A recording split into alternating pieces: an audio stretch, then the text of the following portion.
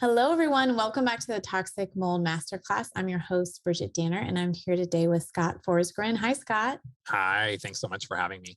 Super excited to have you here. I've been following your work. I really enjoy, the kind of detailed information and research you give. So I just want to share a little bit more about you. Scott is an FDNP, as I am as well, and he's a health coach, blogger, podcaster, health writer, and advocate.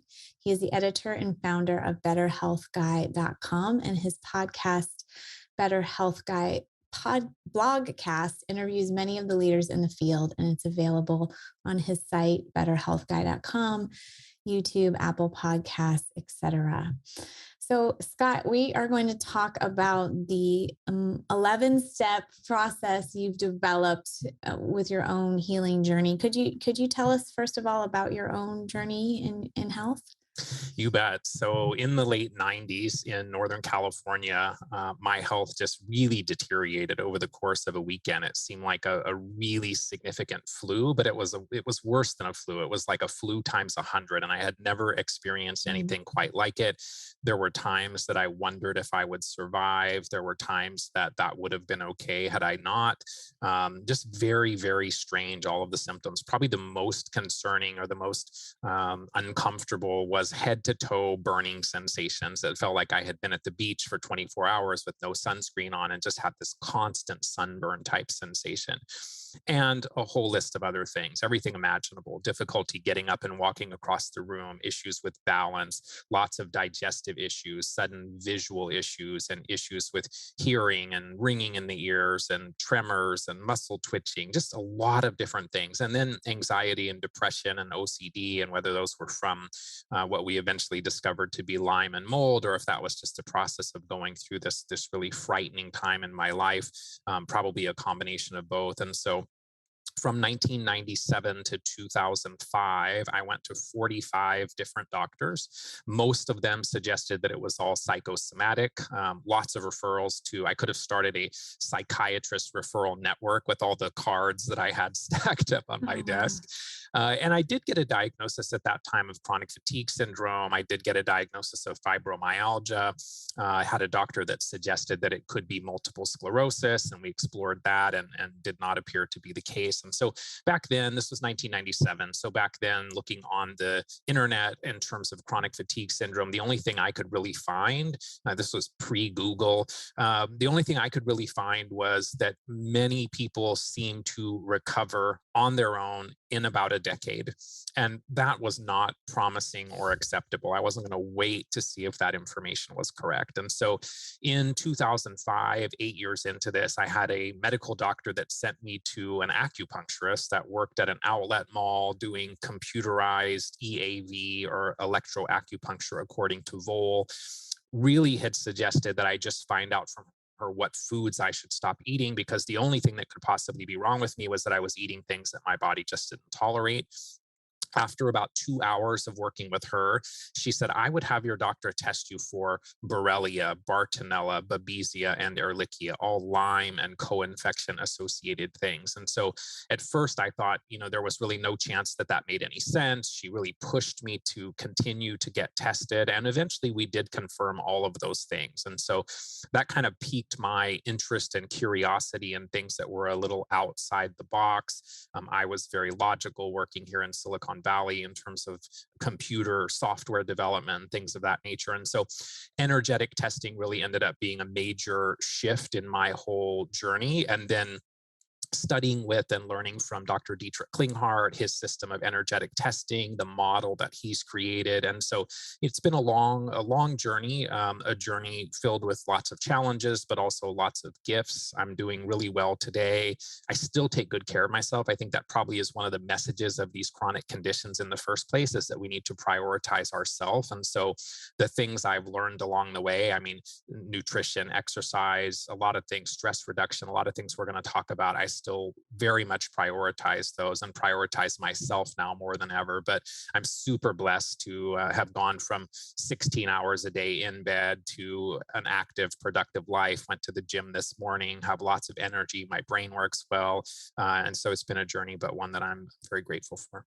Interesting. So those first several years before you got diagnosed, were you able to work or were you on disability? What was going I on? was never on formal disability. Fortunately, I did have a boss that was very understanding. I did have a period where I actually went and moved back with my mom at the time for maybe a couple of months. Tried to work remotely from her place, and then I would go into the office. I couldn't even wear shoes because the burning sensations were so bad. So I would go in and flip flops, something like that, and really just kind of sit at my desk in the corner trying to find as much information online as I could about what the heck do I do next. And so never had to go on disability, but that might have been the case had I not had a boss who was just incredibly understanding and supportive.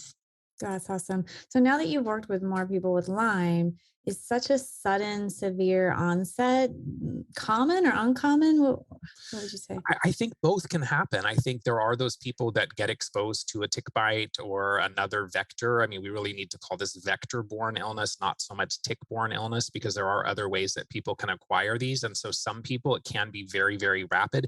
In my case, there was a tick bite. Interestingly enough, though, the tick bite was the prior year. So it probably was Mm, 6 to 9 months later before everything kind of fell apart. So even though my perception of the condition was very acute, the exposure to Lyme and co-infections had been several months earlier. The other thing that I commonly see is people that maybe have had some of these Lyme-related infections for years or decades. They then move into a moldy environment and suddenly they're diagnosed with chronic Lyme disease, right? So the immune system becomes yes. dysregulated from the mold.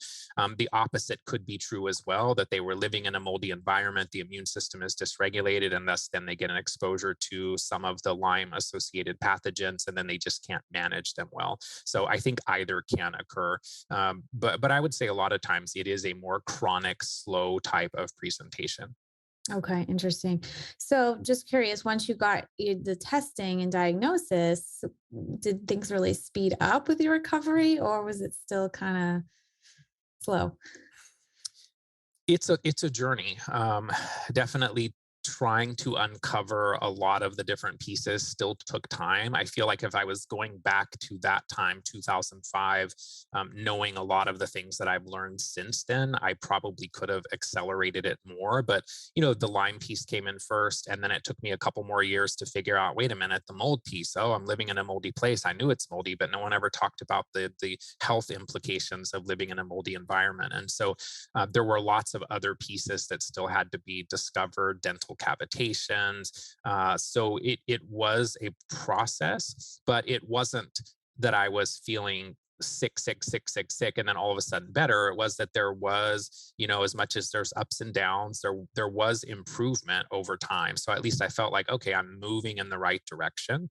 But it was a lengthy process, and I think if you go back now 16 years when I was diagnosed, we know so much more about these conditions now. No one was talking about mold illness. No one was putting on a No, summit about mold illness, and no. so I'm not suggesting it's not still challenging because people really do suffer with these conditions, but I think we have a lot more reason to be hopeful about improving the state of our health today than we did 16 years ago.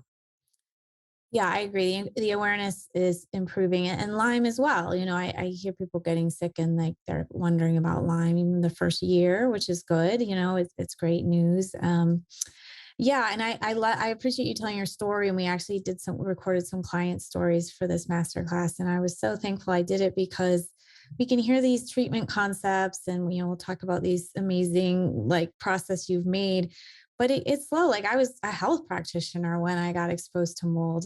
I had every resource at my fingertips. All my friends are in the field, and it was still slow. It's just, yeah, like I'm sure we'll get into it, but you probably collected, like you said, a lot of different root causes by the time you're starting to, get some answers. So it's still going, but like you said, there's progress. And I think you just have to look at you today. You're going to the gym, you're working fully, you're using your brain. It's like there definitely can be a happy ending. So, we all have our life challenges, just working towards that finish line is, Absolutely. awesome. So let's talk about what you recommend to people as they're starting out, or what you would do looking back in time? Yeah, so I've been super lucky that the universe has kind of opened doors and connections that sometimes I'm, pinching myself, like, how am I even in the same room with these people? And so some of my mentors have been Dietrich Klinghardt, Neil Nathan, Simon Yu, Raj Patel. I mean, have really been guides for me over the years, and I'm so incredibly grateful. And so what I'm going to talk through now is it's not necessarily steps that apply to every person or that the same order applies.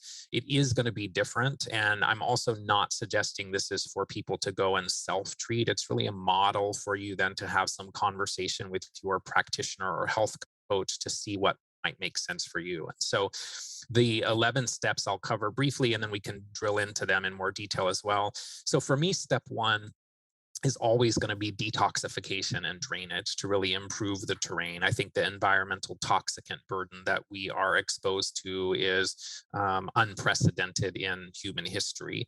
Step two is improving the external environment. So that's looking at, are we getting mold exposure? Are we in an environment with too much EMF, for example? Step three is optimizing our sleep. Step four is working on the mental, emotional contributors to our health relative to past traumas and conflicts, things of that nature. Step five is going to be working on the limbic system, the vagus nerve, tonifying the parasympathetic nervous system. All of that is so important to kind of set the stage for healing. Step six is working with modulation of inflammation and the immune system itself. So when we're looking at things like stabilizing mast cells, and reducing inflammation and ways to modulate the immune response so that it's not so hyper vigilant and overreactive, which is very commonly the case. Step seven is going to be some foundational things in the realm of hydration, nutrition, the microbiome, the gut, some of the things that are kind of more functional medicine that some people think of doing even earlier. But for me, this kind of comes after we do some of the other things like fixing our environment, for example. And again, the order here with these can certainly change. Step Okay. eight is going to be some supportive interventions like looking at the mitochondria, looking at the adrenals, mitigating cryptopyroluria if that's a condition the person's dealing with, optimizing coagulation, which I think is a huge, huge player in these conditions that is still probably not explored nearly as much as it needs to be. Step nine then is the microbial overgrowth, addressing those microbes. Most people like to jump in with a kill, kill, kill kind of mentality. If I could just kill a bug, I'm going to be better. That hasn't been my experience. And so this is fairly intentionally at the end of this process and looking at things like viruses and retroviral activation, parasites, SIBO, fungal colonization, maybe yeast issues, and then Lyme and co-infections, biofilms, those types of things after we've kind of set this foundation. Now, it doesn't mean that setting the foundation has to take a year or two or three. So, oftentimes these early steps you can move through fairly quickly. I should say that I'm never an advocate of pushing beyond what your body can tolerate. So for me, if someone's feeling significantly worse as they're going through this process, they're either not getting enough detoxification support or they're being too aggressive with some of the things they're doing. And so I know there are some people that have the idea, oh, if you're having a Herxheimer reaction, if you're having a really strong detox reaction, that's a good thing. That's generally not my experience. We don't want to have that long-term, really negative kind of response to treatment. Step 10 is the dental contributors. We'll talk more about that. And then finally, after you get through this whole process, what can you do to regenerate and restore and repair the body? There's obviously lots of things that have happened over years or decades in some cases. And so what can we do to really regenerate as much as possible? Awesome. So I think you said there is some flexibility on the steps. Mm, Absolutely. Yeah. okay. Okay. Yeah. This is just kind of how things come together in my mind, but everyone's going to have some different priorities. The order of the steps can certainly be moved. It's just this tends to be kind of how I often see it kind of play out, but that doesn't mean that there's not flexibility in moving things around. If someone, for example, has a significant dental contributor, maybe that's not going to be step 10 for them. Maybe that's going to be, step 2 or 3, for example. And so that's why I think this is a model or just kind of how I think of things. And it doesn't mean that it's always correct, but hopefully it is a good place to start having some conversation with your health practitioner and your team. Okay, perfect. So you said step one is detoxification and drainage. Yeah. Yeah, we, I believe there's been a little talk about opening drainage pathways in this event, but probably not enough. So I'd love for Yeah. you to talk about what in your terms, because detoxification can mean a lot of things too. What do you mean by detoxification and drainage? Yeah. So, in my experience, detoxification and drainage really are the most important aspects of recovery. And so, I mentioned that we kind of live in this soup of toxicants that we probably have never experienced before: chemicals, pesticides, heavy metals, all of these different types of chemicals and things that the body has really never even seen. I do not believe that we would have problems, generally speaking, with microbes like Lyme and co-infections and so on if we weren't so toxic. We really need to look at the terrain. It's Mm, not so much the bug, it's the terrain. And in my experience, improving the terrain is the road back to health. And so we can also kind of step back and think about some of the microbes like Candida or Candida, parasites, for example, that those may be present in the body in part because they're actually serving us, that they're actually helping us by concentrating or holding on to heavy metals, that thus they have a protective role in our ecosystem so that those chemicals or heavy metals primarily are not leading to other damaging effects. And so I also think of detoxification kind of as an indirect antimicrobial strategy. So we're getting rid of the reason that some of the microbes maybe are allowed into the system. The first step, and probably the most overlooked, is minimizing all of the incoming toxins as much as possible. So what do you, personal care products, cleaning products, what is your, air and food and water and all of those things. And I feel like a lot of times we jump into trying to get things out of the body and not thinking about, well, gosh, look at the things I'm cleaning my house with every week and what's on the label. So I think that's really important. There certainly can be other contributors to toxicity that some may need to think about, like breast implants can be a significant issue for some people, other metal implants in the body. I actually did a podcast not long ago with Dr. Tanya Dempsey where we talked about all of these implants and the role that they play, and that was very, very interesting. So detoxification for me is primarily about binders. Once we get toxins from the liver into the bile, into the gallbladder, into the small intestine, we need binders then to grab onto those toxins to minimize the recycling or enterohepatic recirculation of bile and thus toxins coming back into the system. So you could have had an exposure to mold 3 years ago that you're continuing to recycle those mycotoxins if you aren't using some type of a binder. So detoxification, primarily binders. Drainage really is more, in my mind, about supporting our body's innate ability to process and excrete toxins. So how do we support the liver, the gallbladder, the kidneys, the lymphatic system, the extracellular matrix, the colon, the skin, the lungs, all of those things? We need to open up those exit routes. Some people refer to them as emunctories. So an early priority in this realm is addressing constipation. If people aren't pooping, that's kind of the first step in detoxification. That does not go, constipation and healing don't really go together. So we need to work on that. We need to think about, how do we support the gallbladder? So if we get this bile that has all of these toxins in the liver, and we're not able to get them into the gallbladder, into the small intestine, those ultimately then, if this phase 2.5 detoxification, as Dr. Kelly Halderman calls it, if that's not well supported, then a lot of this gets dumped back into the bloodstream and can create what seems like a detoxification or a Herxheimer reaction.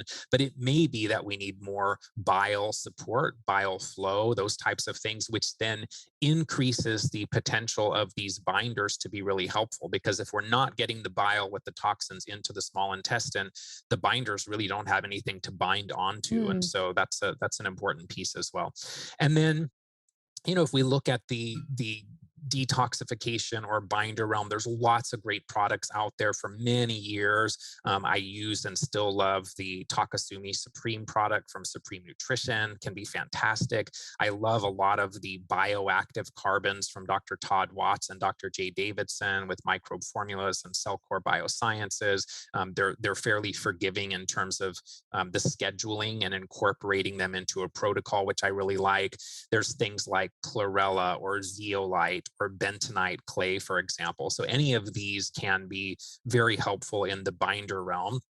And then when we're thinking about drainage remedies, I primarily think about homeopathic tools. And so we're talking about things like Picana has some great tools, energetics, Deseret Biologicals, for example, all very, very helpful. And that's usually my go-to in this realm, is to use homeopathy to support the drainage and kind of open things up. But you can also use herbs like milk thistle for the liver, or solidago for the kidneys, or red root for the lymphatics, for example. And so lots of great companies out there that have tools in this realm as well.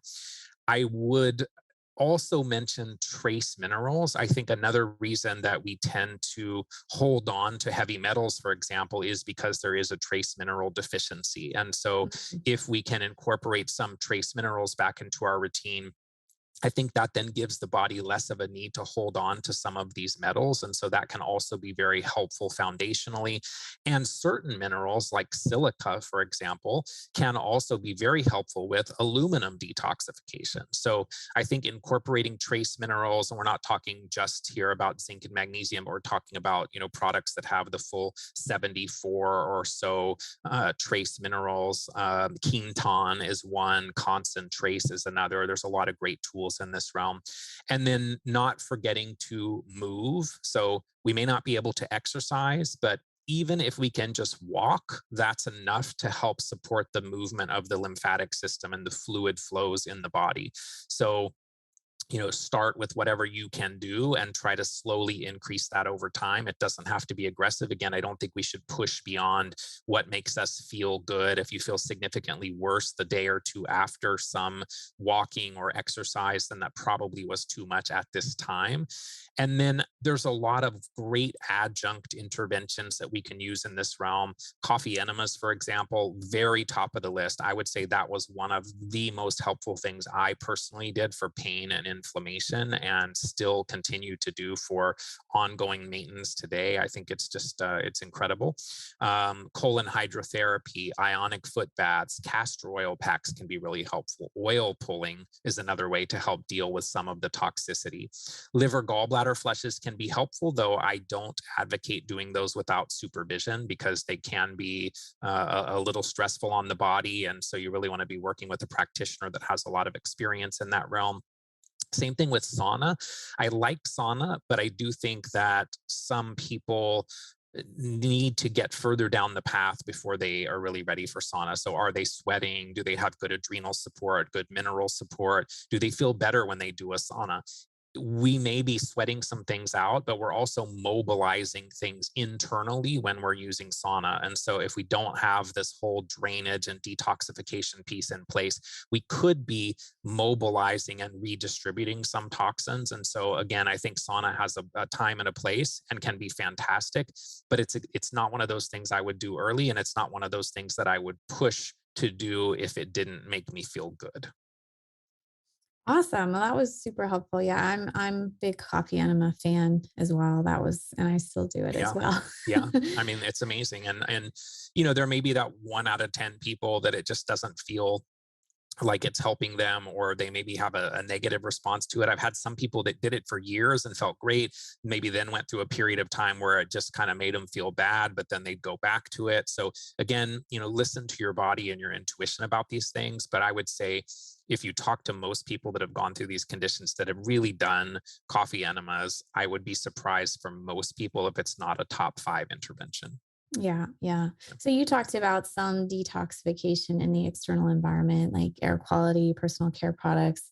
And you said step 2 is improving external environment. What other things fall in that category? Yeah, good question. So our internal environment, or our terrain, I think is only ever going to be as healthy as our external environment. So if we're trying to fix the inside of us, but we're not fixing the outside of us, I think it's really going to be difficult. And so, we can take these supplements and things all day long, but if our home or school or workplace, or if those things are our kryptonite, then we will never again likely regain our superhero status. We really need to get rid of those influences that are burdening to the system. And so For me, mold is going to be, number one here. And we say mold, but we really don't mean mold. And I'm sure that comes across in the summit that you're putting together. But what we really mean is mold as a surrogate indicator for a toxic soup of things in a water damaged building. So we measure urinary mycotoxins because we can do that, but it doesn't necessarily mean that that is the only thing that we're getting exposed to. So I would say for people with Lyme, mold is, it's really more important to explore that early on than it is to start going down this path of chasing all these microbes. If you have chronic Lyme, I would say most people will find that they have some current or past mold exposure that if you really look for it, it's probably there. There is no perfect test. I know you know this very well. A good starting point can be the Mycometrics or Envirobiomics ERMI or Environmental Relative Moldiness Index. Immunolytics plate testing can be a helpful adjunct. I don't think it's a replacement for the ERMI. If you really have, a desire to move things forward and set the stage as much as possible for healing and can financially do it, getting a good IEP or indoor environmental professional to come inspect. I refer people to the International Society for Environmentally Acquired Illness, or ISEAI.org. They actually have a list there of IEPs. And so those people are vetted. They understand chronic illness related to mold. They're not going to just come in and do an air sample and say, oh, everything looks good. I do personally really like the urine mycotoxin testing from real-time labs or from Great Plains. If you're looking for what's coming out of the body, there is some debate there. Yes, food can potentially influence it. There's all kinds of discussion around it. I feel like it's very helpful. And then once we identify an exposure, we either need to remediate it or find a new environment that supports our health restoration. I would say if people are looking really broadly at all of the drains they can open to kind of empty the bucket, so to speak, where symptoms are overflowing of this bucket. If we can really open as many drains as possible, I would say remediation fairly commonly is successful. There may be some environments where it's just too far gone and really not going to be healthy for someone, but I would say the majority of people working with the right IEPs and remediators can create a healthier external environment. If someone has Lyme and has not explored the impact of mold, I really do think they're doing themselves a disservice. They're probably extending their recovery by years. They're probably spending more money ultimately because they're really not getting the key things out of the way first. Hmm. That's a It, big statement, huh? So you think pretty much every case of Lyme has some mold that perhaps hasn't I'm died not going out? to say every, but I'm going to say Okay. a very significant number of them. I think that is the Interesting. case. Yes, Okay. absolutely. I think mold is very commonly a piece of the puzzle. One of the groups that I've facilitated for many years, if we, ask that question, like almost all the hands, go up except for the brand new people. And then oftentimes, a month or two or three or a year later, their hand is going up too. So it's unfortunate, but it is a big player, as you know. Okay. Air filtration devices can be a significant help, but they're not the solution to the problem. So, the core cancer, so to speak, the tumor needs to really be addressed and removed. Again, air filtration is nice, but it's not going to be a solution to doing remediation or getting a new environment. So, eliminating the exposure, incorporating the binders that we talked about, the drainage remedies, there are some specific types of tools in this realm people can explore. Some people, cholestyramine or Welchol. Cholestyramine is not incredibly well tolerated, but for some people that do tolerate it, it can be very helpful. There are some companies that have combinations of herbs or combinations of homeopathy, for example, that are a little more targeted at mold and mycotoxins that I do think can be very helpful.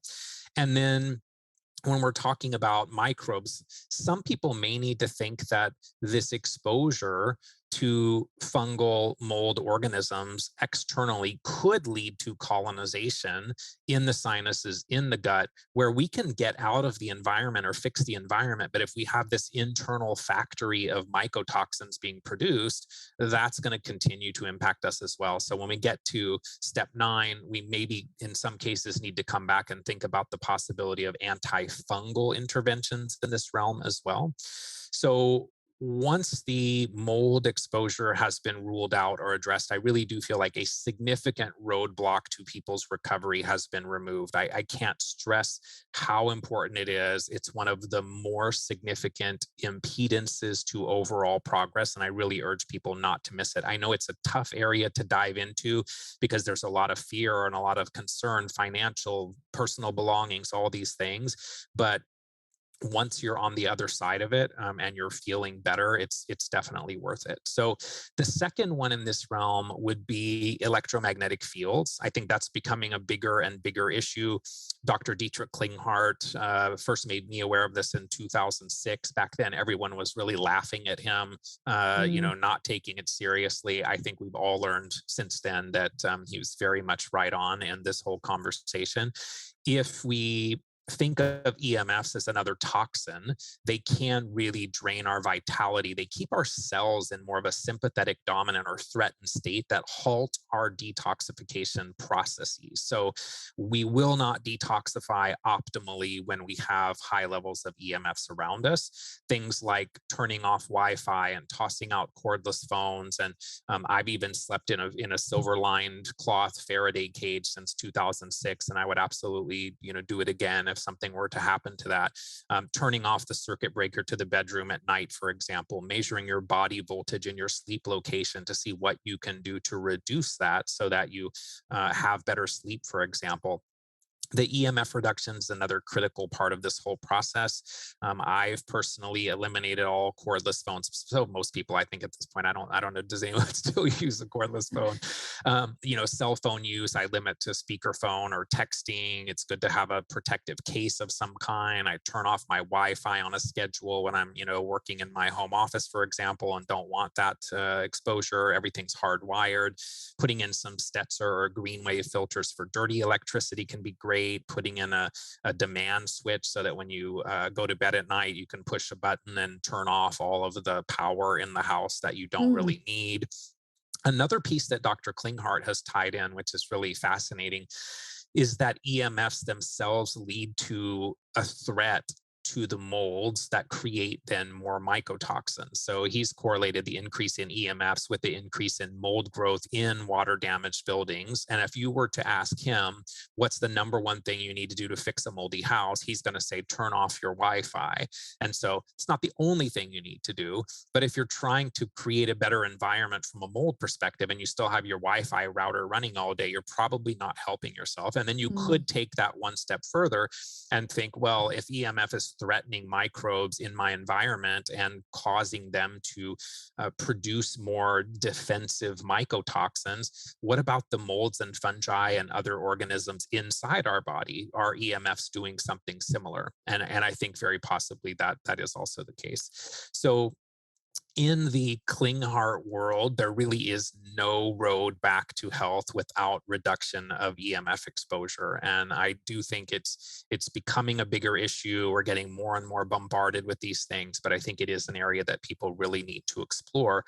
The other piece would be that the EMF sensitivity, or EHS, electromagnetic hypersensitivity syndrome, is also correlated to the heavy metal toxicity in the body. And so that's why the detoxification piece also comes earlier in this process, because the more we remove the heavy metals, the less likely we will be to be sensitive to these electromagnetic fields in our environment. And so the EMF piece, just absolutely critical to explore as well. So step 2, mold, EMFs, creating that sanctuary for recovery. Scott, that was the first time you got me thinking about, what about if our bodies with their bugs are in a Wi-Fi environment? What's happening there? That's so fascinating. And I don't know if it's just increased testing as part of it, but just, as you know, as a practitioner, when you test people, yeah, we're just full of bugs and infections nowadays, it seems like. True. I So agree. that's a really interesting point. Okay, well, you talked about optimizing sleep with electricity EMF. That's your step three. Is so other ways to optimize sleep? Yeah, I mean, I think there's a lot of things out there. Unfortunately, it seems to be very individual. I haven't found, one or two things that seem to work for everyone. For me personally, sleep, I was always good. When I was my sickest, my sleep was the best. And I'm so happy and was blessed to have that be the case because it was really the only time during the day I could escape from the hell of my life, right? It was like, oh, Wow. thank God I could sleep. But a couple years ago, sleep started getting a little off the rails. I do use an Aura ring to track it, and I'm happy to say now I get a crown almost every day. Melatonin for me, definitely my drug of choice for many reasons. I've done podcasts on this as well, but sleep being one of them, but lots of others. Melatonin. Can be fantastic. GABA, 5-HTP, all of those things are great. But the things that I think people maybe overlook is using a continuous glucose monitor, for example, to see if your blood sugar is going so low while you're sleeping that your body then needs to produce cortisol to bring your blood sugar back up. And by the time the cortisol has been produced, then you're awake and you're not going to go back to sleep. Looking at your oxygen saturation as well. It's nice because everybody's got tools now to do these things. I know Aura Ring is about to introduce that, the Apple Watch, all these kinds of things. If you're dealing with sleep apnea or something along those lines and your oxygenation is not good while you're sleeping, that definitely can play a role. Weighted blankets for some people can help. Inclined bed therapy, something I actually do is raising the head of the bed 6 inches higher than the foot of the bed. So that can help with drainage, lymphatics, lots of good things about inclined bed therapy. Using tools like brain tap, which is really we're going to talk more about in the parasympathetic kind of nervous system realm. The Apollo wearable as well can be helpful for sleep. So it's an area that I'm always interested in finding new and better tools, but every bit of improvement that we can get in terms of sleep is just going to exponentially increase or potentiate all of the other investments that we're making into our health, and our healing potential really will be increased a lot. Another piece here to mention maybe is we're going to talk in step 6 about mast cell and histamine, but histamine can also be another reason why some people don't sleep well. And so thinking about, is that a component that we need to explore as well? And we'll talk more about that. Yeah, I just learned during these interviews that you also can be peeing at night because you're dumping histamines. I hadn't known that one. So one other kind of reason to wake you up. Okay. Yeah, that's interesting. I mean, certainly you can also be peeing at night because your antidiuretic hormone is low from biotoxin illness and so on. So probably lots of contributors, but I just learned something new from you as well. Yeah, that's a cool one. Okay. Anything else for step three, or should we go to step four? I think we're good. Okay. So step four is mental and emotional health. And as you said, sometimes we are getting told that the problem could be in our head, which is just one more stressor, right? When we're trying to deal It with is. illness to be, not validated by practitioners.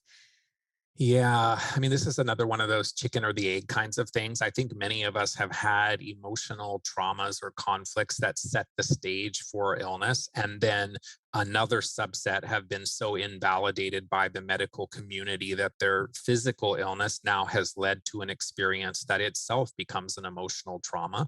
And so, either way, I think we then have to explore this arena to maximize our outcome. So, we all have emotional issues to work through.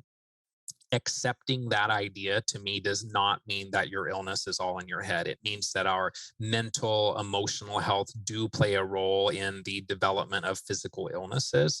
But I don't think that that is the same as what some of the medical community is trying to suggest, in that they don't necessarily have an answer. So it must all be psychosomatic. I think those are very different things. I do think that in the Lyme community, a common pattern is type A overachiever perfectionist. I also feel like many people feel like they don't deserve to be well. For me, that Mm, was a big issue that I really have to explore. And so cultivating healthy relationships, eliminating the toxic ones, finding all healthy ways of bringing joy into our life, doing everything we can to not identify with the illness. So I have had Lyme disease, but I never resonated with the limey label. It's a part of my experience, but it's not me. And so I think we need to remember that, our illness is a part of who we are, but we don't want it to become who we are. And so in Dr. Klinghart's 5 levels of healing model, this mental emotional realm is the 3rd level. And so there is this concept of downward effect or downward causation, where if we're working in this realm, we're also affecting the energy body and the physical body, rather than just constantly taking more supplements and, more pills and things of that nature. We can do work on this level that also will lead to shifts at the physical level that oftentimes will be much more powerful and more lasting. So some of the tools in this realm that I think are worth exploring: EMDR, the eye movement desensitization and repatterning, I believe, can be fantastic. APN, or applied psychoneurobiology, that's a Dr. Klinghart tool, along with psychokinesiology, which are some of the systems that he's created in this realm. EFT, emotional freedom technique, is a tapping system. Emotion code. If people are open to exploring this area, I also recommend a book from Amy Scher, who's a good friend of mine and also has been a mentor over the years. She herself had her own journey through Lyme disease, and eventually went to India many years ago, did stem cells. Lots of things got better, but some things got worse or didn't improve. And so she eventually became an energy therapist, an energy practitioner, working in this mental emotional realm. And her book is called How to Heal Yourself When No One Else Can. And it's an actual kind of how to approach some of this, like with certain scripts and tapping and sayings and things of that nature. So it provides an understanding, but it's also very practical, and definitely one of the tools that I think people can benefit from a lot in this realm. Yeah, so Scott, I'm really thankful on this event. We've had quite a bit of conversation on trauma and emotional health and kind of clearing house and resetting the nervous system. It seems to be a, a trend, you could say, in functional medicine to address these things more, which I think is so important. I mean, when I was going through my mold diagnosis in like early stages, I wasn't getting none of this, like none. And these are from naturopaths and, people in my similar training. And it was rough, and it really informed how I act as a practitioner now. Like a lot of what you need as you go through that is empathy and listening. And yeah, it's incredibly traumatic, financially, relationships, just so many things are going on for you as you go through this. And um, yeah, I'm really glad it's coming into the forefront as part of your healing from illness, and also just part of, for me and probably for you too, just as a way to just like improve your life, just to kind of reflect on, we can have EMF that's toxic and personal care that's toxic, but there's a lot of beliefs that we carry that are toxic and that aren't serving us. So it's a great way to clean shop. So thanks for emphasizing that. So your step 5 is a little bit of a neighbor, retraining the limbic system, tonifying the vagus nerve, and the parasympathetic nervous system. Can you tell us about that? Yeah, so it is definitely a neighbor, and then I think there's a distinction as well. So the limbic system is the hypothalamus, the hippocampus, the amygdala, the cingulate cortex. This is what some call the feeling and reacting brain. It's really what is sensing safety in our environment, things that we smell and see and hear and taste and feel, for example. And it's thought of as the alarm center, the anxiety switch. It impacts so many things in the body: the immune system, the endocrine system, the autonomic nervous system, which then also has an impact on blood pressure and the heart rate and breathing and digestion and all of these things. And digestion, it's interesting because I think a lot of this work too, so important in dealing with SIBO, right? It's not just about killing a bug, but what are we doing in this realm from a vagus nervous system perspective? So coming back to limbic system, lots of different triggers that can impair the limbic system. It can be mold exposure. It can be a chemical or pesticide exposure. It can be a microbe. It can be a physical, mental, or emotional trauma. So while mental, emotional triggers can impair the limbic system impairment is completely independent of, or can be completely independent of, mental, emotional issues. It can be completely physical. And so, unfortunately, when you talk about doing work in the limbic system realm, a lot of people hear, oh, it's all in my head, and they're not then interested in doing this. It might be in your head, but that doesn't necessarily mean that it's entirely mental and emotional. It can be very much physical. What I think of is kind of like, at the beginning, maybe you had a significant mold issue. That's your tiger. Your body correctly has a very strong protective response, a stress response. But at some point, you've remediated, you've moved, you've done whatever. Now that issue is much smaller, and it's kind of like the kitten walking outside the window. But when your limbic system sees the kitten, it says, "Oh my gosh, there's a tiger, and I need to run, and I need to have this same kind of stress response." And so where limbic system work, like Annie Hopper's DNRS, or dynamic neural retraining system, or Ashok Gupta's the Gupta program, where these are really helpful, is in two ways. They can be helpful at the beginning to allow people to tolerate more supplements, more of their protocol. However, I would say they're much better later. Annie Hopper will talk about the fact that DNRS is built on a platform of environmental awareness. So ideally, you want to fix your mold issue.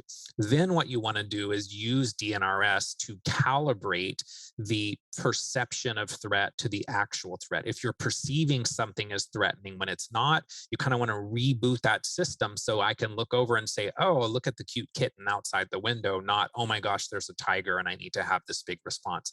I personally did DNRS an hour a day for 7 months back in 2018, I believe. Found it tremendously helpful. I Mm. think, fortunately, some of the benefits actually have persisted.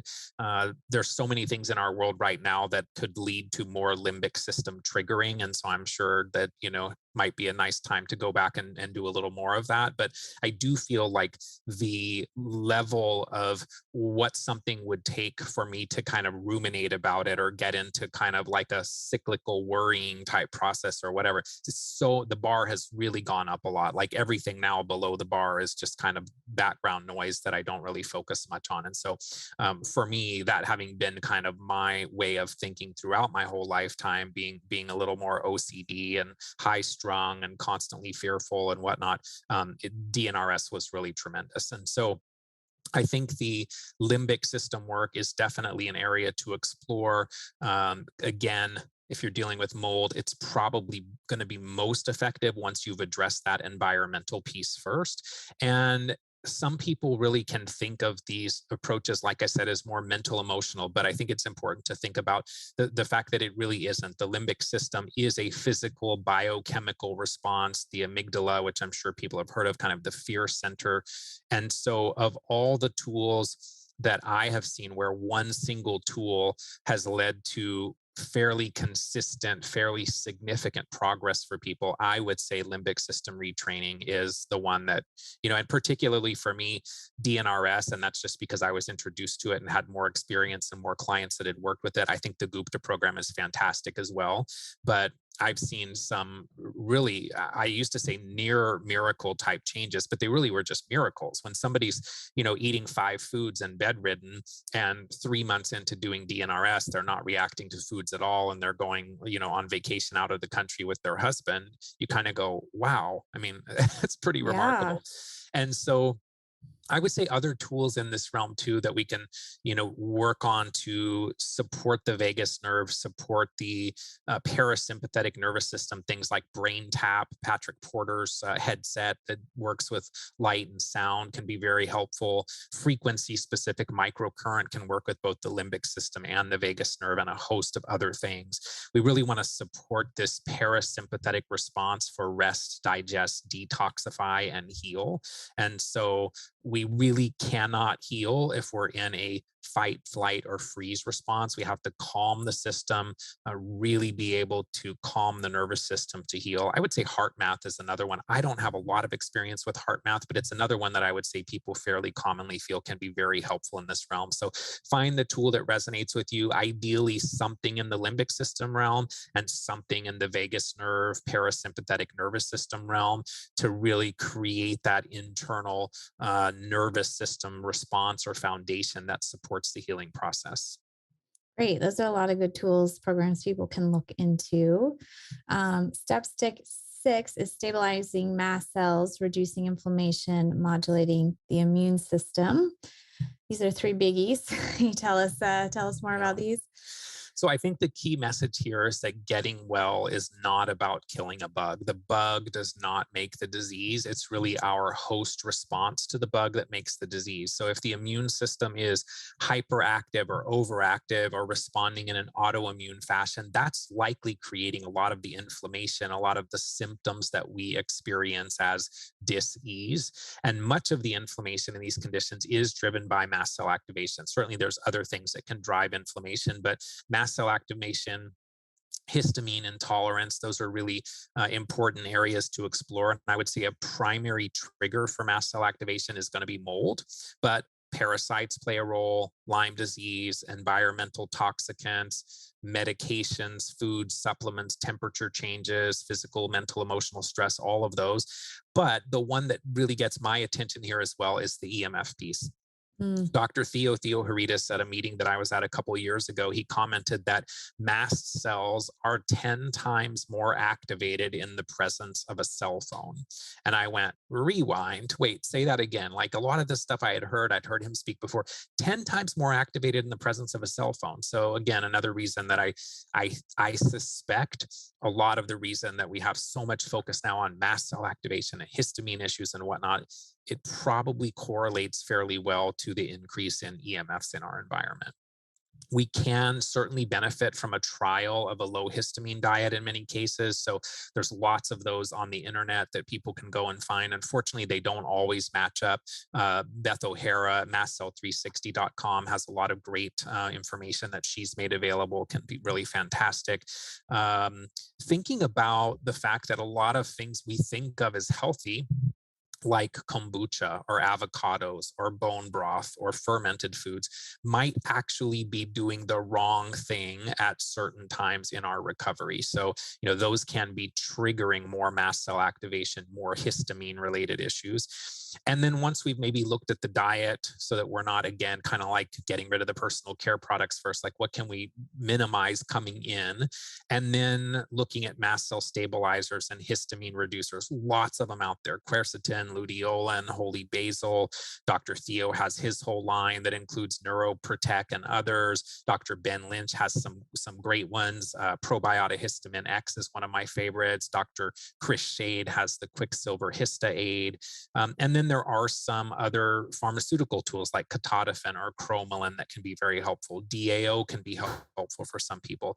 And I think that treating this mast cell activation really can lead to some significant shifts in how people feel.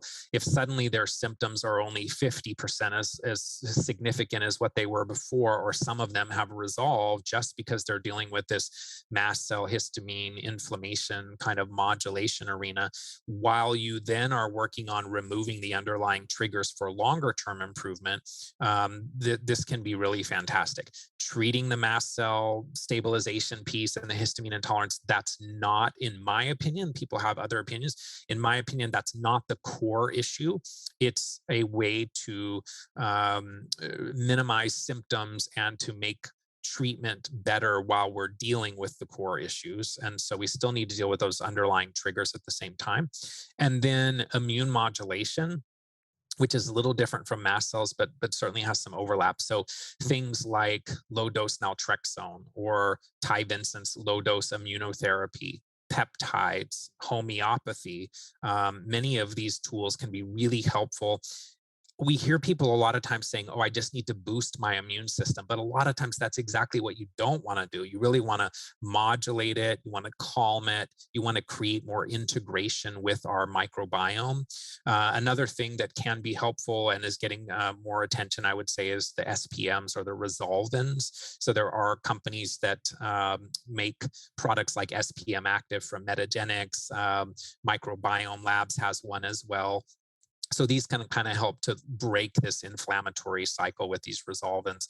Dr. Dale Bredesen talks about resolvins as well. So really important that we're doing what we can to modulate, to address this hypervigilance that's creating this response in the body that's stronger than what it needs to be. And that in and of itself, that hypervigilant or overactive response of the immune system is what's creating a lot of what we perceive as the symptoms of our condition.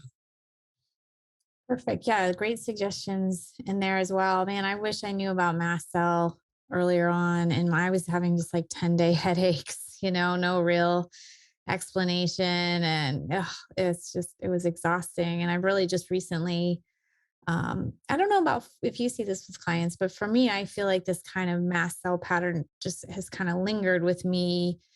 Even though I'm so much better, I can still have these kind of mast cell flare ups. Do you see that? Yeah, I mean, I definitely think it can happen. And then the question is, are there still some things that are triggering them? And commonly, that's probably the case. So is there still some EMF exposure or some mold exposure, or is there a parasite? Is there, what's triggering the mast cells?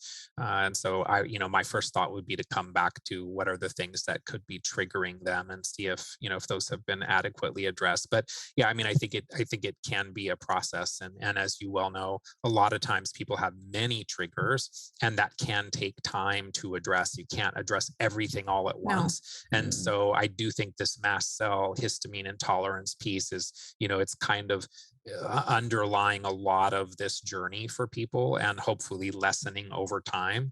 And then, the limbic system work can also be really helpful in this realm. Yeah, for that kind of reaction. Okay, so let's see, step 7, hydration. Speaking of, take a little break over there. Hydration, nutrition, the microbiome, and gut health. And you were going to talk about tools you like here. All right, that was a perfect segue into that. So I do think that hydration is really critical. We oftentimes drink water all day, we pee it out. It comes back to that antidiuretic hormone, this cellular dehydration that many people with biotoxin illness, mold illness, Lyme, can't get enough water. We're just constantly drinking water and still feel dehydrated. And so structuring the water, lots of ways that people can do that. There's a system called natural action water. There's all kinds of tools people can find, but I think structuring the water can make it more hydrating, better accepted by the cells, putting in some electrolytes, which I have in my water here, some trace minerals as well, a little bit of sea salt. Those can be good starts. And so the hydration piece, just making sure that we're getting enough high quality water with some of these tweaks that we just talked about to hopefully make it better absorbed. And then thinking about the immune system largely coming from the gut. It is, I think, important to look at leaky gut and what type of hypervigilance do we have in the immune system, because the immune system is now seeing these things that it really wouldn't if the intestinal barrier was healthier. So first thing I think is getting rid of foods that are triggering. I think that gluten is bad for almost everyone with a chronic illness. So I think that just has to go. Dairy, I think, is probably bad for many, not all, but I think, oftentimes getting rid of cow dairy, particularly the A1 dairy, looking if someone really needs dairy, using more goat and sheep, that type of thing can also be another way to minimize some of that stress on the system. Sugar is going to be bad for most people, particularly refined sugar.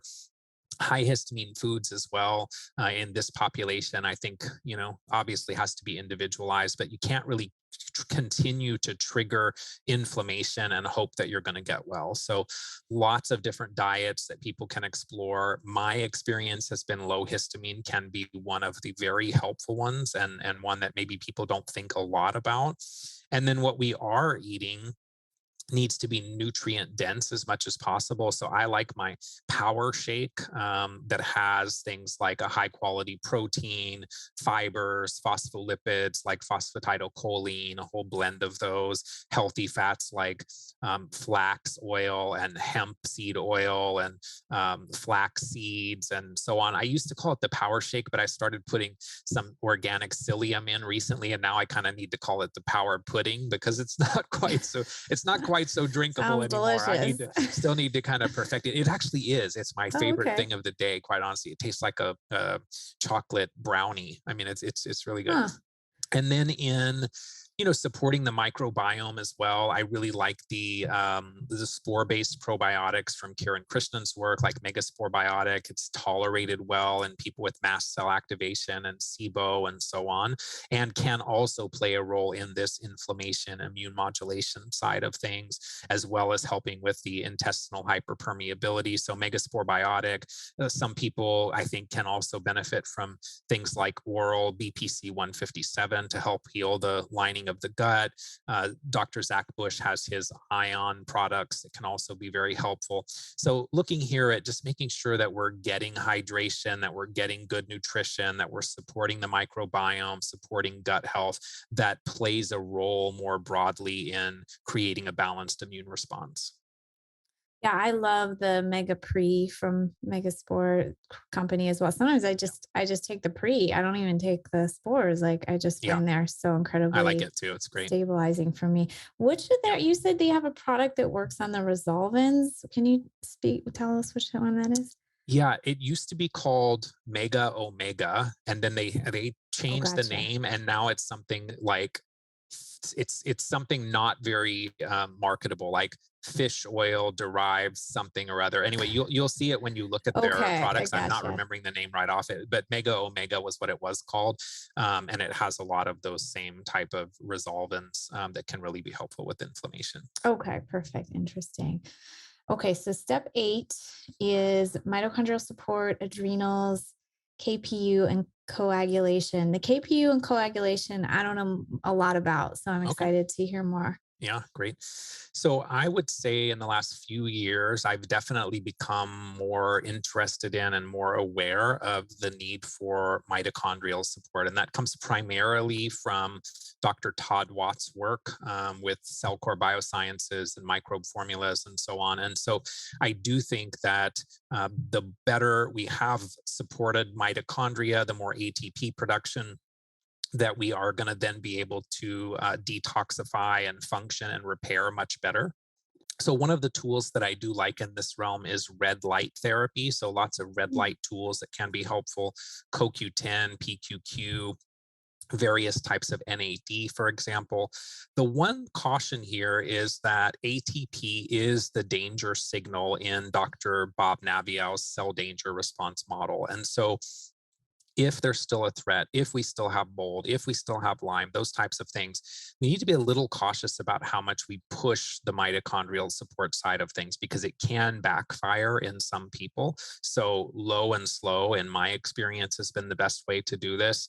I think that the adrenal support piece can play a role as well. So, some type of adaptogen, holy basil, I think checks a lot of boxes, for example.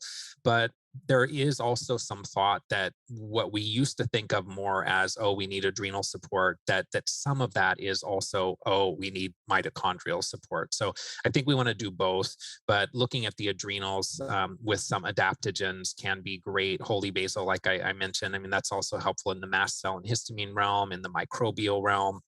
So lots of reasons that holy basil could be helpful. Cryptopyrroluria, or KPU, is something I also learned about from Dr. Klinghardt probably almost 15 years ago, I would guess. And so this is a KPU is a condition where people pee out a lot of their zinc and B vitamins that support the immune system. So Dr. Klinghardt then says that your white blood cells are like an army with no bullets. So we need that zinc, we need the B vitamins, we need these other cofactors. He's created some products in that realm that can be very helpful. I do continue to use those products on a ongoing maintenance basis as well. And then the other piece that I think is really overlooked is this whole coagulation piece. And so This is the idea of getting hyperviscous or thick blood, or blood that is coagulated, where we're not getting oxygen delivery, we're not getting nutrient delivery, we're not getting removal of toxins in an efficient manner. So this is it's a complicated area. There's a lot of testing that can be done and should be done. And then depending on those results, you might be implementing something like Baluch or lumbrokinase or nattokinase. Those are fairly popular and common tools. But I would say the hypercoagulation piece for me was a major part of my journey. And I have done a conversation previously with Dr. Ann Corson. I would really recommend people talk to their doctors about this coagulation piece, because babesia, mold, heavy metals, all of these things lead to thickened blood, in more so in people with genetic susceptibilities, but in this population of patients, this coagulation piece. And when you are hypercoagulated, it does really make a difference to support that whole blood viscosity component. Yeah, I remember when I was getting some ozone therapy, I think it was, and they would take my blood out and they're like, look how thick it is. Hmm. So- and they didn't really give me any suggestions. So at the time, I have a background as an acupuncturist, and I was just kind of thinking about, I don't know, blood health. So I started doing chlorella and these green drinks with like cilantro and lemon and stuff. And so I don't know if my solution was really matching the problem, Yeah. but I did feel good on those things. So, I'm not sure exactly. So you're saying some enzymes can maybe break up some of that coagulation, it Yeah, sounds and like. there's other tools, some pharmaceuticals, heparin, Lovenox, those types of things. But it's good to do, look at the fibrin levels, look at the thrombin, antithrombin complexes, look at the prothrombin 1 and 2 fragments, and so on. So most of these tests you can get through LabCorp. It does take someone like Dr. Corson or others that are, knowledgeable in this arena to be able to interpret it. There's a lot of different pieces to look at, but it's definitely one that I wish, similar to, oh gosh, I wish I knew about mold earlier. It's like, oh gosh, I wish I knew about coagulation earlier, because it was a big component, and one that I still do take some of these enzymes like Baluch, for example, to make sure that the blood coagulation issue is not becoming an issue again. Yeah, and my understanding too is some of these viruses and bugs are hiding in like the tiniest capillaries, and then when the blood's so thick, it's not circulating and clearing those tiniest areas. Yeah, and it's really a spectrum too, where you have this fibrin, you have this coagulopathy, but then that also overlaps into biofilm, and so that becomes, as you pointed out, it becomes a sanctuary or a hiding place for a lot of these pathogens that we need to address as well. And the KPU is that how is that diagnosed? There are tests that can be done. Health Diagnostic Research Institute in New Jersey does a test. There's, I think, DHA Labs does a test for it. There's also a questionnaire that you can get a pretty good sense if you have specific symptoms, like white spots in the fingernails is a very common one, for example, associated with zinc deficiency. I wrote an article on the Townsend letter. We did a second article a few years ago with Dr. Klinghardt on this, and in there we mentioned a questionnaire that you can kind of use as an initial screening. The nice thing is, the things that you're then supporting, zinc and B6 and biotin and a few of those things, they're fairly innocuous, safe kinds of things. So a lot of times, if the questionnaire shows that it's a likely issue, then sometimes practitioners will go ahead and add some of those nutrient supports without doing the full testing, but you can do testing as well. Okay, perfect. I think Trudy Scott teaches about that one as well. Okay, step 9, critters. So you're calling it microbial overgrowth. What critters are you including here? So this is really kind of everything. And so, like, we talked about the fact that killing bugs is not the priority in a balanced health restoration protocol. So I intentionally put these towards the end.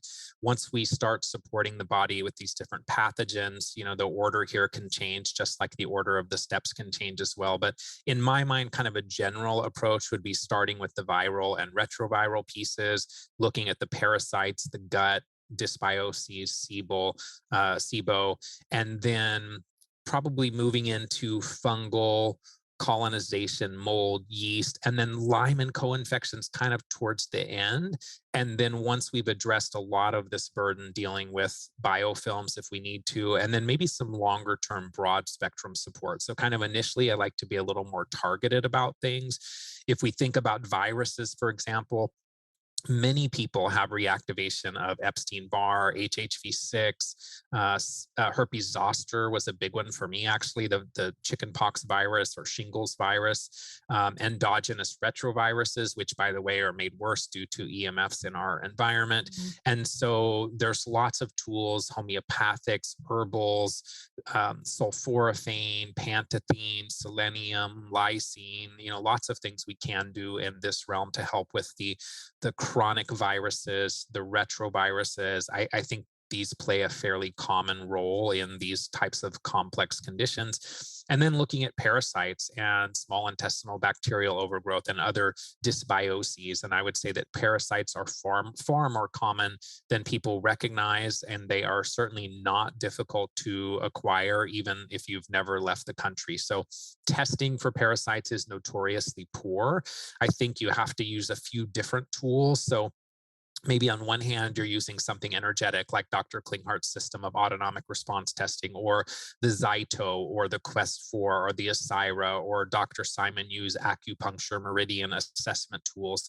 Para-wellness research with Dr. Raphael D'Angelo does a good job of looking at stool and urine for parasites. That's probably my favorite in terms of testing outside of the energetic realm. And then there's other tools. The diagnostics lab has their GI health panel, the GI map. There's now a new test called Biome Effects from Kiran Krishnan and the folks at Microbiome Labs as well. So none of these tests are perfect, particularly when it comes to parasites, but I do think this is a fairly common issue, and this can be larger parasites like nematodes and helminths. It can be smaller ones like protozoa, such as Giardia or Cryptosporidium or Toxoplasmosis, and lots of different companies.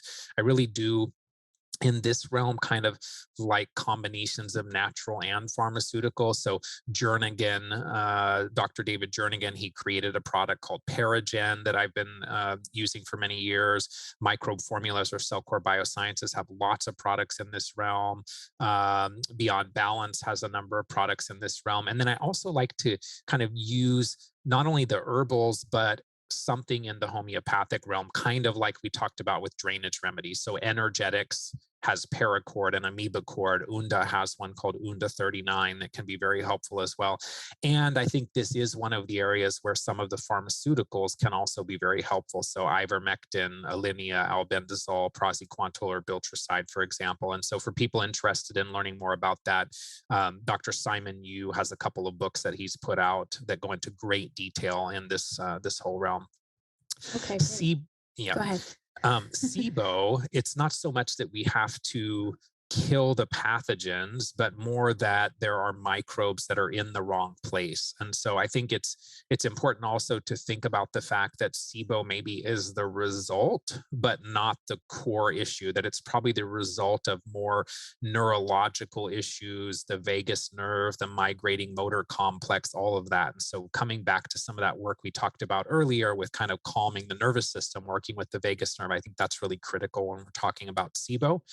And then we can certainly have other dysbioses like Clostridia and Proteus and Klebsiella and those types of things. So biocidin, very common one people know about, that can be great. Megaspore biotic that we talked about earlier can be great as well.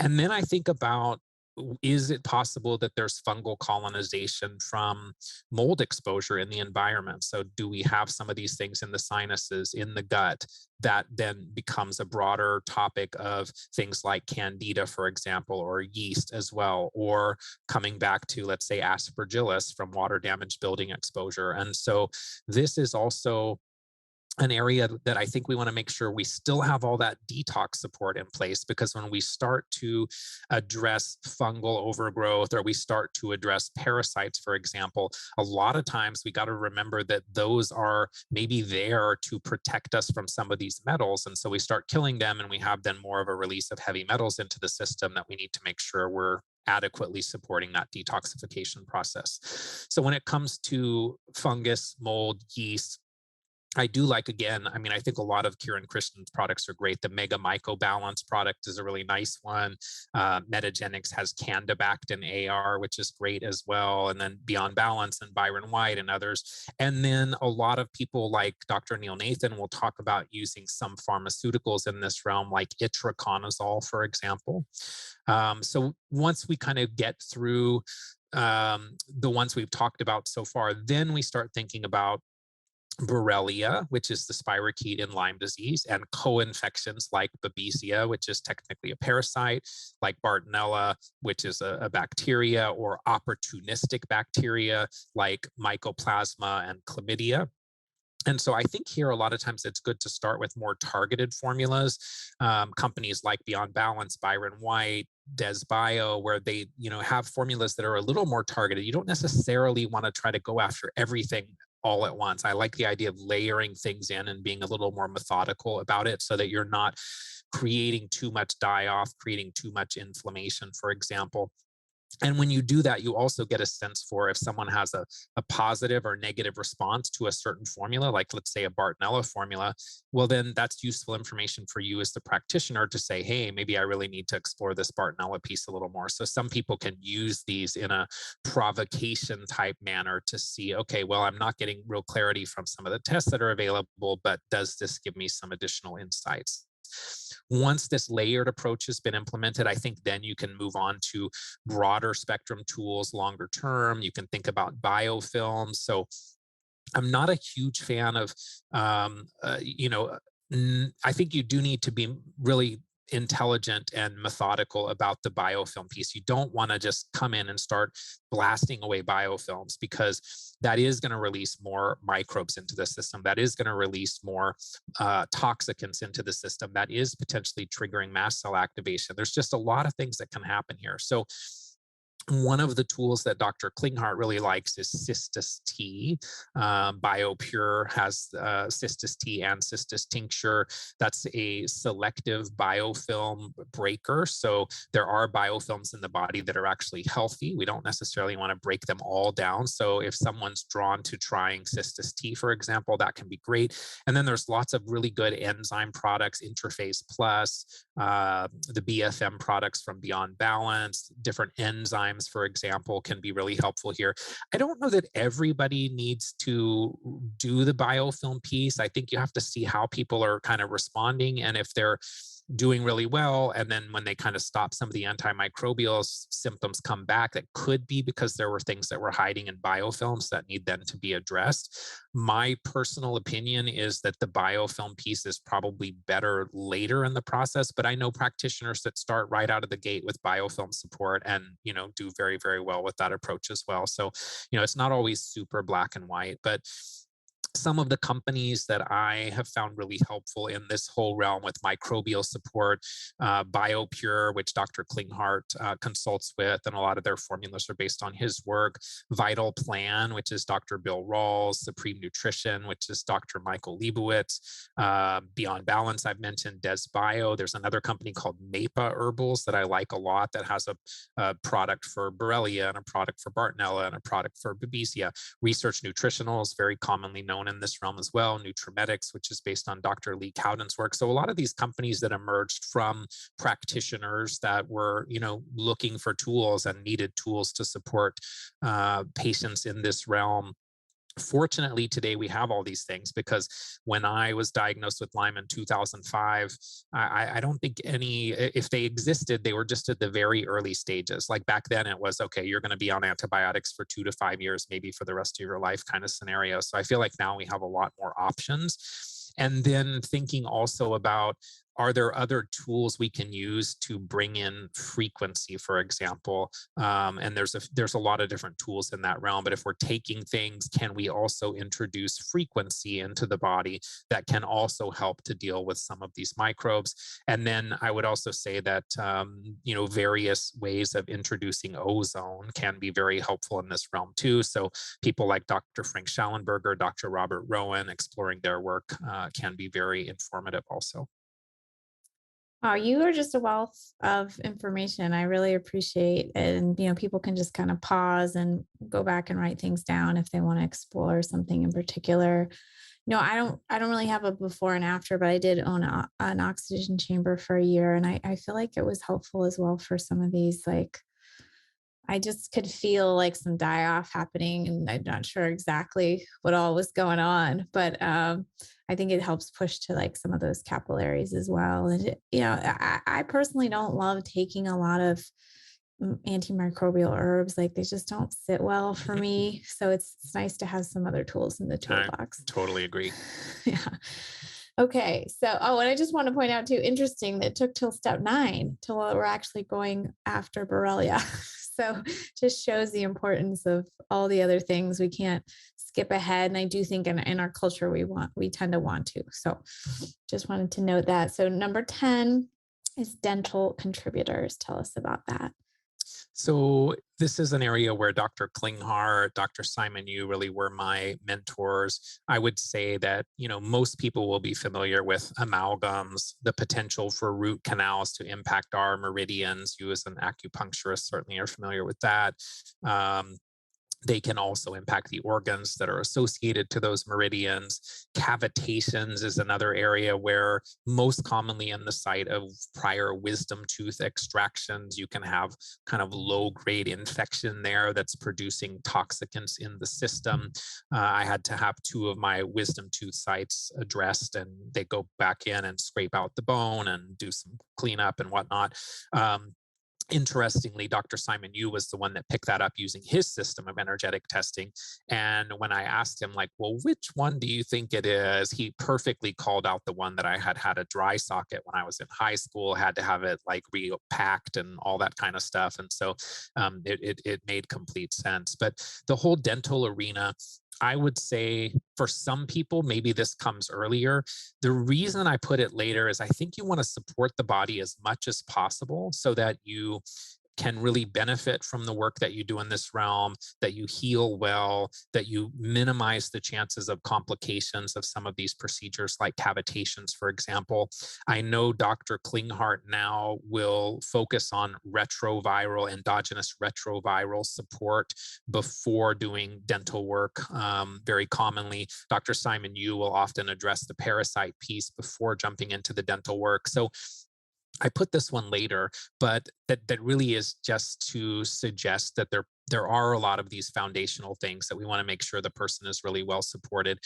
If that is a primary issue for someone, it could go earlier in the process. At the same time, a lot of people that I talk with, their health condition maybe started with dental work that they could not tolerate. So mercury amalgams that were removed incorrectly exposed them to mercury. That's when they really got sick. And so I think it's important that when you get to this area, that you find a good biological dentist, and that there is conversation between your biological dentist and who I call the captain of your ship, your doctor, that's working with you on all these other steps that we talked about, to make sure that they're collaborating, that the timing is right, that there's not any surprises later with your doctor going, oh gosh, now wasn't the right time for you to start doing that, now we're creating some additional stress on the body. The tonsils, that's another area that commonly needs to be looked at, particularly in those people who maybe have a history of strep, or in kids with pandas, for example. I think that implementing some really good dental hygiene, that can certainly be done earlier. So if we're looking at the oral microbiome, Dr. Dale Bredesen talks about this a lot in terms of the impact on dementia, cognition, Alzheimer's disease, for example, with oral bacteria like P. gingivalis. And so things like dental sidin from biobotanical research can be great, different essential oils, oil pulling. There's one that I like called Perio Veda from a company called Nari Veda. So whatever we can do to really focus on oral health. I don't think we think about how much our oral health impacts our systemic health. And if we're trying to get rid of bugs and things in the rest of the body, and we're not doing really anything to improve our oral health, I think that's also an area that we should really explore. Yeah, if it's an area you don't know much about, there was a dental summit. You can catch the replay on that. And yeah, there's more. more resources, probably not still as many as about Lyme. I don't know. I don't know if we can compare, but yeah, I still Yeah. feel like it's a real weak area in general for people taking good care of their mouth properly. Okay, so last step is regeneration and restoration. This sounds like one of the best steps. Tell me about this one. Yeah, so I think by the time we've gone through Lyme and mold illness, it certainly has taken a toll on our body. Borrelia, for example, we know it impacts collagen. So some of the tools here we maybe can introduce earlier, but I think once we get through most of these other steps in dealing with Lyme and mold and so on, that we really do need to regenerate and restore the body. So phospholipids, I think, can be a fantastic way to repair the cell membranes.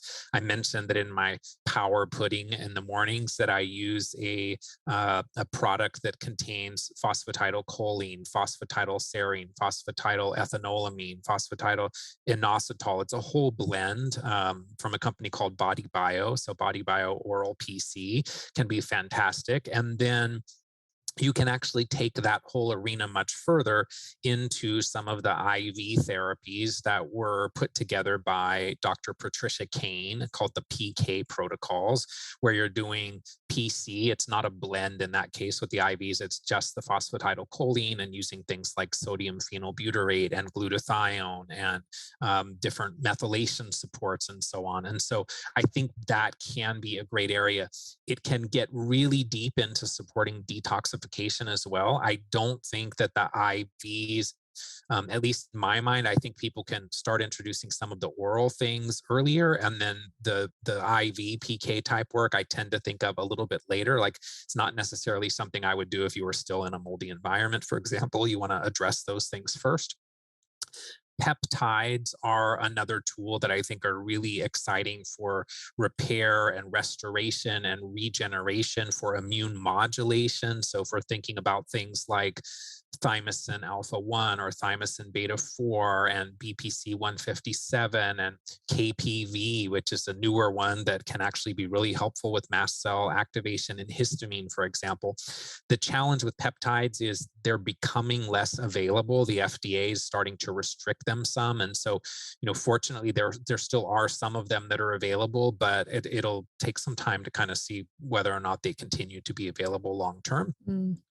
I do think the photobiomodulation tools can be great for supporting the mitochondria, for supporting collagen, giving the body more photons, more vital force. So whether, that's the Rejuvenator or the Juve or there's lots of those types of tools out there. But I think incorporating red light therapy can be a great way to support the body as well.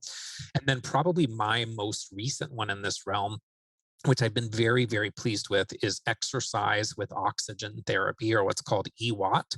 And so I use a system called LiveO2, spelled Live O2, LIVO2, where you are exercising while you are monitoring your oxygen saturation, and you're moving back and forth between 85% oxygen and 14% oxygen, so that you're super saturating and then you're kind of starving your body of oxygen, and then super saturating and starving your body of oxygen. And this, I think, has a lot of really good broad effects in terms of, getting the body more oxygen, supporting detoxification, lots of things in this realm that can be really restorative. Again, I've also been studying some with Dr. Dale Bredesen and his training course, and they do talk a lot about exercise with oxygen for brain, for cognition, for minimizing dementia and Alzheimer's disease and those types of things. And so, exercise with oxygen therapy has been an area in the last year or so that's been super exciting for me personally. Interesting. Yeah, you've really tried a lot of different things. You're like, I know.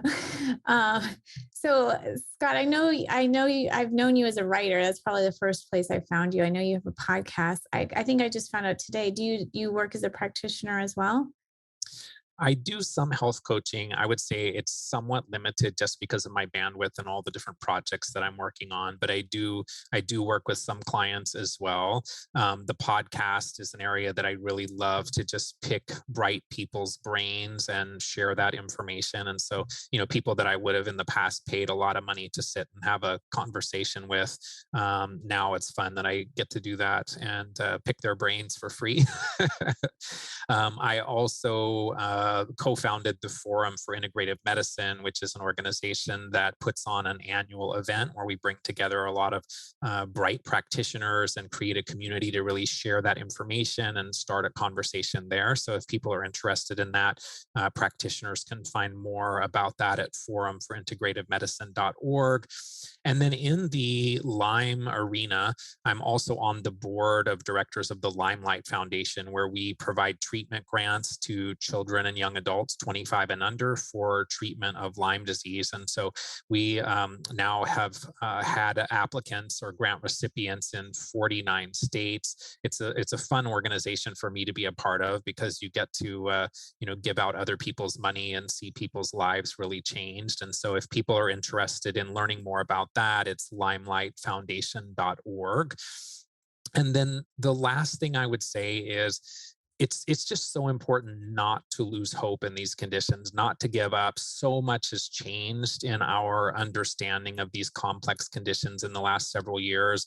There are so many new tools and new solutions that are emerging. And I think there is tremendous hope, lots of really exciting things that are happening, and people do get better.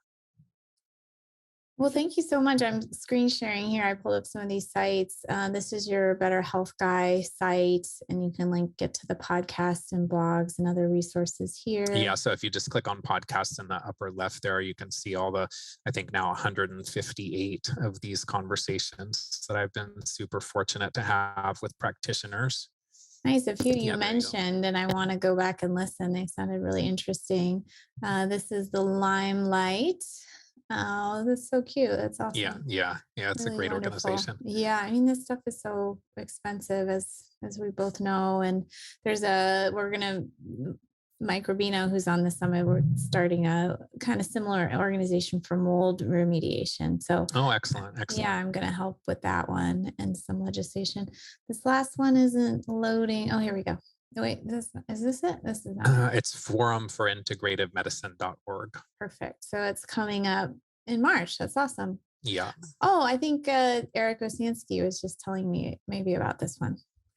Yeah, it's fun. We've got some great. If you scroll down a little bit, you'll see the speakers that we have coming up at this event. But we're gonna have some amazing people talking about a lot of the things that we talked about here: immune modulation, how to deal with the limbic system, how to support the mitochondria, and then some topics we really haven't covered in great detail in past events. This is actually our 7th year, so looking at some of the things like interstitial cystitis, hypermobility syndromes, Ehlers-Danlos syndrome, for example. So I'm super excited about this faculty or list of speakers that we have for this year's event. It's going to be super fun.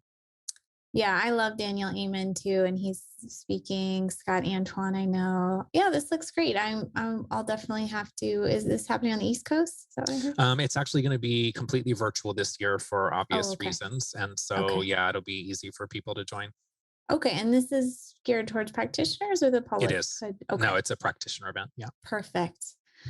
Well, thank you so much, Scott. This is my first time interviewing you, and man, you just really brought it. So thank you so much. Like, Thanks. you really have a wealth of knowledge.